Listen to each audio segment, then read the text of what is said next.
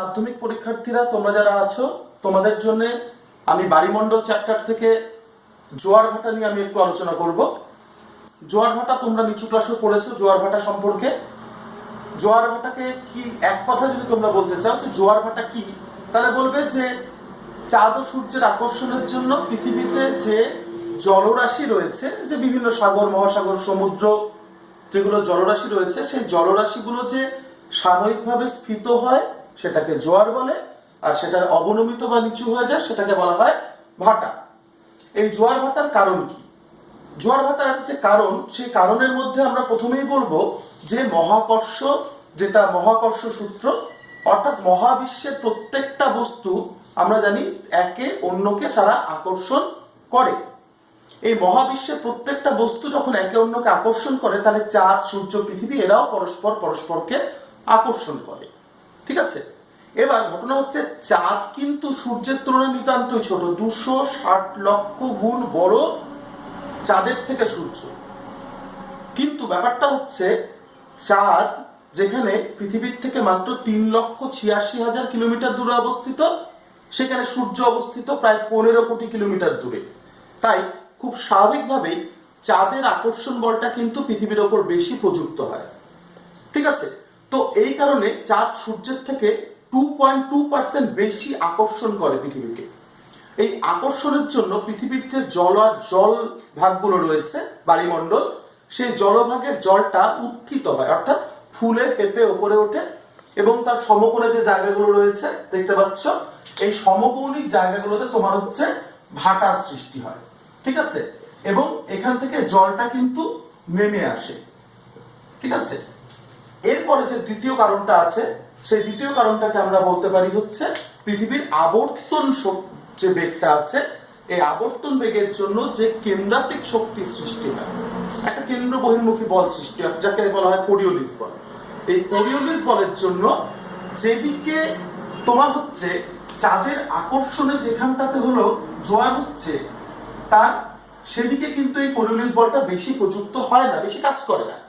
কি করে, তার বিপরীত দিকে যে জায়গাগুলো আছে সেখানে কিন্তু এই কোরিওলিস বলের জন্য জলটা কিন্তু ফুলে ফেপে ওঠে, যে কারণে এটাকে বলা হয় জোয়ার। অর্থাৎ যেদিকে জোয়ার হচ্ছে তার উল্টো দিকেও জোয়ার হচ্ছে, 180 ডিগ্রি বিপরীতে প্রতিপদ স্থানে সেখানেও জোয়ার দেখতে পাওয়া যাচ্ছে। এটাও কিন্তু হয় হচ্ছে পৃথিবীর বিকর্ষণ শক্তি, বা পৃথিবীর বলতে পারা হচ্ছে যে আবর্তন গতির ফলে যে বিকর্ষণ শক্তি বা কেন্দ্রাতিক শক্তি সৃষ্টি হচ্ছে, তার জন্য এই শক্তিগুলো এই জোয়ারটা সৃষ্টি করছে। এবার আমরা জানবো হচ্ছে মুখ্য জোয়ার ও গৌণ জোয়ার কাকে বলে। মুখ্য জোয়ার হচ্ছে চাঁদের আকর্ষণে। এবার পৃথিবীতে তো প্রতিদিন পৃথিবী একবার নিজের অক্ষের চারপাশে আবর্তন করে। এই অক্ষের চারপাশে ঘুরতে ঘুরতে পৃথিবীর যেই জায়গাটা চাঁদের সামনে আসে, ঠিক আছে, সেই জায়গাটায় তখন যে জোয়ারটা হয় চাঁদের সরাসরি আকর্ষণে, সেখানে যে জোয়ারটা হচ্ছে সেটা হলো মুখ্য জোয়ার। ঠিক আছে, আর এর বিপরীত দিকে অর্থাৎ প্রতিপাদ স্থানে 180 ডিগ্রি, মনে রাখবে ঠিক 180 ডিগ্রি উল্টো দিকে যে জায়গাটা রয়েছে, সেখানে যে জোয়ারটা হচ্ছে সেটা হচ্ছে কিন্তু গৌণ জোয়ার। ঠিক আছে, মনে থাকবে তোমাদের নিশ্চয়ই এটা। ঠিক আছে, এই এখানে বিকর্ষণের জন্য তোমাদের একটু আগে বলেছি যে জোয়ারটা হচ্ছে সেটা হচ্ছে গৌণ জোয়ার। এবার আমরা আসবো হচ্ছে ভরা জোয়ার কাকে বলে বা ভরা কোটাল কাকে বলে। এই কোটাল শব্দটা এসছে একটা তামিল শব্দ কডাল থেকে। ঠিক আছে, মনে রাখবে কডাল, এই শব্দটার মানে হচ্ছে সমুদ্র। ঠিক আছে, এটা তামিল শব্দ। এই ভরা কোটালের দিন কি হয়, ভরা কোটাল সাধারণত অমাবস্যা আর পূর্ণিমা এই তিথিগুলোতে হয়। ঠিক আছে, এই সময় চাঁদ সূর্য পৃথিবী একটা সরলরেখায় চলে আসে, যেই অবস্থানটাকে বলা হয় সিজিগি অবস্থান। এটা কিন্তু শর্ট কোশ্চেন হিসাবে তোমরা পড়ে রাখবে। ঠিক আছে, সিজিগি অবস্থান বলা হয় এটাকে। তো অমাবস্যার দিন কি হয়, এই যে তোমরা এখানে ছবিটা দেখছো, যে এই অমাবস্যার দিন কিন্তু একটু অন্যরকম অবস্থানে থাকে। সেদিন পৃথিবীর এক পাশে চলে আসে হচ্ছে, এটা মনে করো পৃথিবী, আমি সংক্ষেপে লিখছি, তারপরে থাকে হচ্ছে চাঁদ, তারপরে থাকে হচ্ছে সূর্য। ঠিক আছে, এই যে অবস্থান, এই দিন জলটা অর্থাৎ পৃথিবীর যে বায়ুমণ্ডল আছে তার যে জলভাগটা সেটা অনেক বেশি স্ফীত হয়, অনেক বেশি ফুলে ফেপে ওঠে, তাই সেটাকে বলা হয় হচ্ছে ভরা কোটাল। মনে থাকবে তোমাদের, ভরা কোটাল। এছাড়া পূর্ণিমার দিনও কিন্তু একই ঘটনা হয়, অর্থাৎ ভরা কোটাল হয়, কারণ ওই দিনও চাঁদ সূর্য পৃথিবী একই অবস্থানে থাকে, অর্থাৎ একই সরলরেখা থাকে, কিন্তু তাদের অবস্থানটা একটু বদলে যায়। ওই দিনের অবস্থানটা এই যে দেখছো, এই অবস্থানটা চাঁদ, মাঝখানে পৃথিবী, তারপরে সূর্য, ঠিক আছে? এই যে অবস্থানটা এটা কিন্তু পূর্ণিমার দিন হয়, আর এটা হচ্ছে অমাবস্যার দিন হয়। এই ভরা কোটাল দুটোই হচ্ছে ভরা কোটালের উদাহরণ, অর্থাৎ অমাবস্যা এবং পূর্ণিমা এই দুদিনই কিন্তু ভরা কোটাল হতে পারে।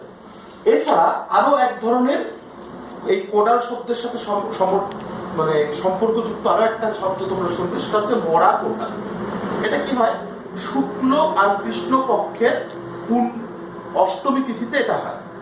শুক্ল পক্ষ মানে হচ্ছে অমাবস্যার পরে যে তিথিটা শুরু হয় সেটা হচ্ছে শুক্লপক্ষ, আর পূর্ণিমার পরে যে শুরু হয় যে তিথিটা সেটা হচ্ছে কৃষ্ণপক্ষ, ঠিক আছে? তো ওই সময় কি হয়, চাঁদ, পৃথিবী আর সূর্য এরা সমকোণে অবস্থান করে। দেখছো তোমরা, সমকোণে অবস্থান করছে, ঠিক আছে? ফলে ওই দিন চাঁদের আকর্ষণে পৃথিবীর যেই জায়গাতে মুখ্য জোয়ার হচ্ছে তার উল্টো দিকে হচ্ছে বিকর্ষণজনিত কারণে সেখানে গৌণ জোয়ার, আবার সূর্যের আকর্ষণে যেখানে মুখ্য জোয়ার হচ্ছে তার উল্টো দিকে হচ্ছে বিকর্ষণজনিত কারণে গৌণ জোয়ার। তো কি হচ্ছে, ওই দিন কিন্তু যে জোয়ারটা হচ্ছে কোনো জায়গাতে জোয়ারটা খুব একটা বেশি প্রবল হয় না, ঠিক আছে? কোনো এক জায়গাতে জোয়ারটা প্রবল হয় না, যে কারণের জন্য কিন্তু এই যে জোয়ারটা তার তীব্রতা খুব কম থাকে বলে এটাকে বলা হয় মরা কোটাল, ঠিক আছে? বা মরা কোটাল, মরা জোয়ারও বলা হয়ে থাকে এটাকে, ঠিক আছে?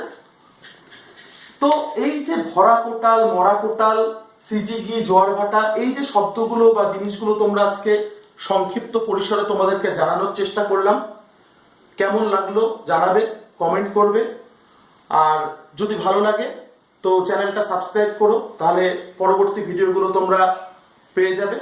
কোথাও অসুবিধা হলে কমেন্টে জানাবে, অবশ্যই চেষ্টা করব সেগুলো তোমাদের প্রশ্নগুলোর জবাব দেওয়ার, ঠিক আছে? পরের ভিডিওতে আমি এর পরের বিষয়টা, এরপরে যেটা আছে সেগুলো একটু আলোচনা করব, ঠিক আছে?